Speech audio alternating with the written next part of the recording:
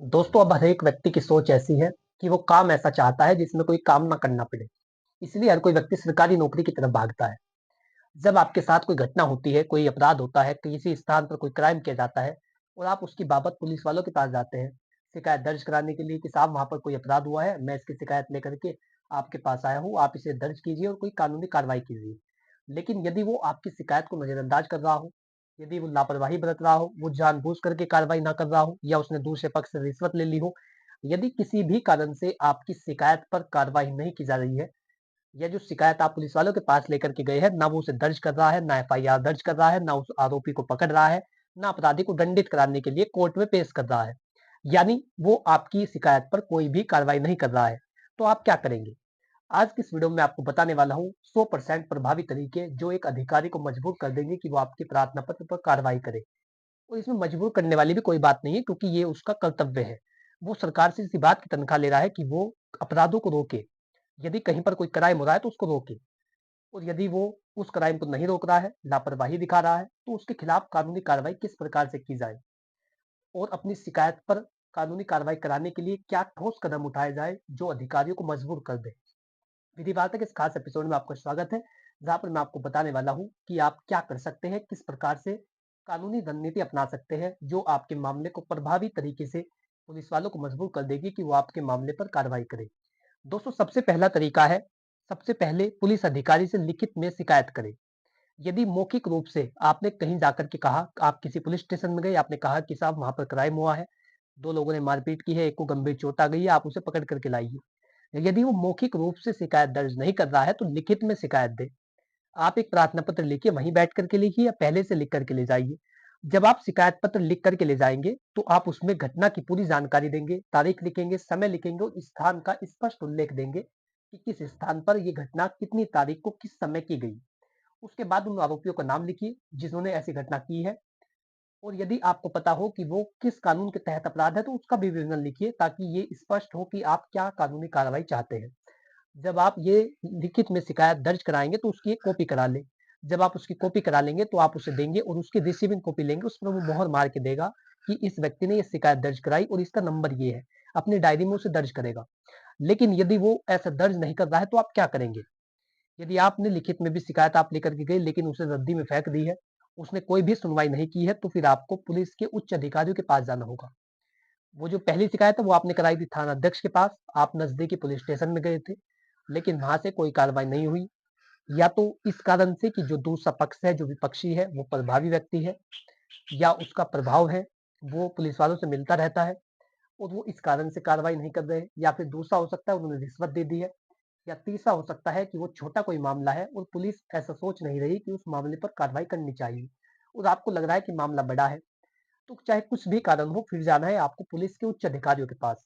आप एसपी साहब के पास जाइए या डीएसपी साहब के पास जाइए, आप इनमें से किसी के भी पास जाकर के ये बताएँगे कि आपने कितनी तारीख को वहाँ पर शिकायत दर्ज कराने के लिए आप गए थे और उन व्यक्तियों ने कोई भी शिकायत पर कार्रवाई नहीं की है।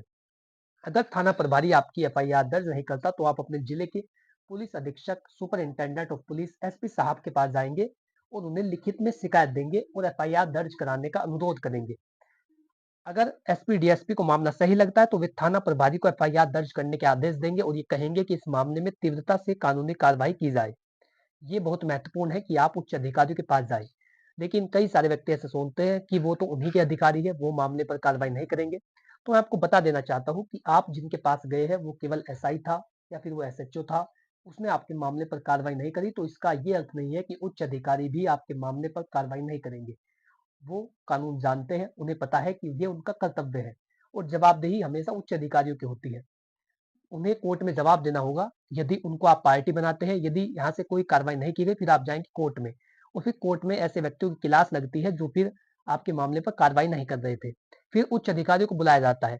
तो इसी कारण से कि उनको कोर्ट में ना जाना पड़े, उन्हें कानून जानना पड़ता है, कानून को उनको जानना पड़ता है और उच्च अधिकारियों को जो अधीनस्थ कर्मचारी है, जो अधीनस्थ उनके नीचे जो एसएचओ है या एसआई है, उनको आदेश करना पड़ता है। उच्च अधिकारियों की जिम्मेदारी होती है कि वो पूरे जिले की व्यवस्था को संभाले और जो एसएचओ है या एसआई है उनको आदेशित करे ताकि कानून व्यवस्था बनाई रह सके। कानून व्यवस्था को बनाया जा सके इसके लिए उन्हें आदेश करना पड़ता है। तो उच्च अधिकारियों के पास जाना आपके लिए प्रभावी होगा और उन व्यक्तियों को आदेशित किया जाता है। इससे आपको घबराने की आवश्यकता नहीं है। दोस्तों, यदि आपको लग रहा है कि आप एसपी साहब के पास भी गए, लेकिन वहाँ से भी शिकायत दर्ज नहीं कराई गई या आदेश नहीं हुआ, तो आप क्या करेंगे? तो फिर आपको जाना होता है मजिस्ट्रेट साहब के पास। आप मजिस्ट्रेट साहब के पास आवेदन देते हैं कि मैंने ये शिकायत दर्ज कराई थी, लेकिन इस पर कोई कार्रवाई नहीं हुई है। आप सीधे न्यायिक मजिस्ट्रेट के समक्ष एक याचिका दायर करेंगे। वो पहले होती थी 156(3) के तहत ऑफ सीआरपीसी, अब उसे बीएनएसएस में 175(3) बना दिया गया है। बीएनएसएस भारतीय नागरिक सुरक्षा संहिता की धारा 175(3) के तहत आपको शिकायत दर्ज करनी होगी मजिस्ट्रेट साहब के पास। आप उसमें ये बताएंगे कि मैंने पुलिस में पहले शिकायत दर्ज कराई थी, लेकिन वहां से कार्रवाई नहीं हुई है, इसलिए मुझे न्यायालय में आना पड़ा है। मजिस्ट्रेट पुलिस को तुरंत आदेश देंगे कि वो इस मामले में एफआईआर दर्ज कराए, लेकिन उससे पहले आपको अपने बयान देने होते हैं, क्योंकि साक्षी की परीक्षा की जाती है कि आप सही कह रहे हैं, आप गलत कह रहे हैं। तो जब आपकी परीक्षा होगी, यदि आप सही प्रकार से अपने बयानों को दे देते हैं, उसके बाद एफआईआर दर्ज कराने के लिए निर्देश दिए जाते हैं। एफआईआर दर्ज होगी और फिर उसका ट्रायल चलता है। तो ये एफआईआर दर्ज कराने की पूरी प्रक्रिया होती है। यदि आप चाहते हैं कि आप जो शिकायत पुलिस वालों के पास दे रहे हैं, आपको उसकी भी जानकारी रहे, यानी उसमें कितनी कार्रवाई की गई है, किस अधिकारी के वर्तमान में वो पास है, तो इसके लिए आप सीएम पोर्टल पर शिकायत दर्ज करा सकते हैं। जब आप सीएम पोर्टल पर, मुख्यमंत्री पोर्टल पर आप शिकायत दर्ज कराएंगे, तो फिर आपको एक शिकायत नंबर मिलता है। वो शिकायत नंबर जब आप डाल करके देखेंगे, तो आपको पता चलेगा, उसकी ट्रैकिंग हो जाएगी कि वो किस अधिकारी के पास है और अभी तक उस पर क्या कार्यवाही की गई है। तो सीएम पोर्टल पर शिकायत दर्ज कराना भी एक प्रभावी और कानूनी कदम है, जिनसे आपके मामले में जो तेजी आती है और स्पष्टता से कार्य किया जाता है। उसके 1 महीने के बाद आप उसकी रिपोर्ट निकाल सकते हैं कि अधिकारियों ने क्या कार्रवाई की है, एफआईआर दर्ज की है या नहीं की है, या उन्होंने क्या कह करके एफआईआर ना दर्ज करने का कारण बताया है। ये सारी बातें आपको अपने मामले में अपनानी है, ताकि महत्वपूर्ण कदम उठाया जा सके और आपके मामले में एफआईआर दर्ज हो सके। यदि आपको लग रहा है कि वहां से भी कोई कार्रवाई नहीं हो रही है, तो फिर अंतिम ऑप्शन बचता है हाई कोर्ट में रिट याचिका दाखिल करना। अगर सभी प्रयासों के बावजूद पुलिस आपकी एफआईआर दर्ज नहीं कर रही है, तो आप हाईकोर्ट में रिट याचिका दाखिल कर सकते हैं। हाईकोर्ट पुलिस को आदेश दे सकता है कि एफआईआर दर्ज की जाए और मामले की जांच की जाए, और उसको नजरअंदाज करना अधिकारियों के लिए उनकी नौकरी जाने तक आ जाती है। तो आपको इस बात का ध्यान रखना है कि कभी भी अन्याय को नहीं सहना है। यदि अन्याय किया जा रहा है, तो उसके खिलाफ आवाज उठानी है, और यदि आपके मामले पर शिकायत नहीं दर्ज की जाती या एफआईआर दर्ज नहीं की जा रही है, तो पहले उच्च अधिकारियों से मिलिए, उसके बाद मजिस्ट्रेट साहब के पास जाइए। यदि वहां से भी कुछ नहीं हो रहा है, तो आप हाई कोर्ट में रिट याचिका डाल सकते हैं। तो ये वो जानकारी थी जिसके माध्यम से आपने जाना कि पुलिस को एफआईआर दर्ज करने के लिए किस प्रकार से मजबूर किया जाए। यदि आपको वीडियो अच्छा लगा है, तो आज ही चैनल को सब्सक्राइब कर ले, विधि वार्ता से जुड़िए और नोटिफिकेशन बेल आइकन को भी प्रेस कीजिए, ताकि अगली वीडियो की नोटिफिकेशन आप तक पहुंच सके। यदि आपका इससे रिलेटेड कोई भी सवाल हो, तो बिना संकोच के कमेंट बॉक्स में पूछिए, आपको बहुत ही जल्द उसका उत्तर दिया जाएगा। Thanks for watching this video. अपना कीमती समय देने के लिए धन्यवाद।